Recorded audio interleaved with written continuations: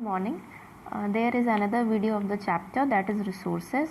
So in the last chapter we discussed about the classification of resources. So another important criteria for understanding resources, how to be conserve a resource or how do we protect the resources. So a common example would be you cannot to switch on a tap if you are not using it. So running of water is a kind of wastage, so that's a kind of effort to conserve the resource.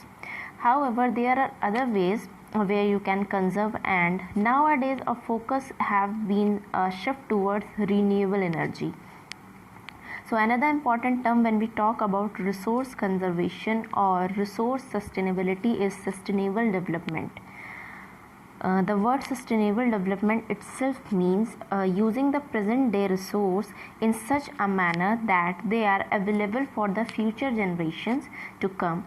That means if you have a stock of 10 kg of uranium, then you have to use that resource or that stock in such a manner that is available after 50 years. Some of it is available and after 2000 years also, some of it is available. That means you are using this resource in a sustainable manner. So all the renewable resources that we have definitely sustainable. So sunlight coming from the sun, the wind, the water, they all sustainable, that would be available for generation. So if we draw technology that uses renewable energy at the maximum, we are definitely conserving the resources, because if we using energy from the save water, that is hydroelectric energy, we are in other ways conserving the coal. So you have conservation. When you use renewable energy, again the diversity of life is conserved on the earth and the damage to the natural environment is minimized by using renewable sources. Now there are some basic principles of sustainable development.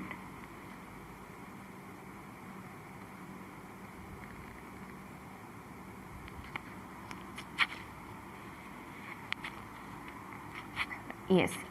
Now what are the basic principles of sustainable development? The basic principle is we must respect and care for all forms of life.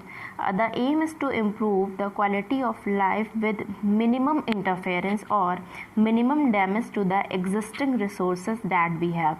Then minimum depletion of the natural resources that exist, and changing our practices and the way of use resources would be one of the important method to preserve the resources for the future generations, and finally enable people and enable communities to have care for their own environment and develop their own best use for the natural resources or renewable resources.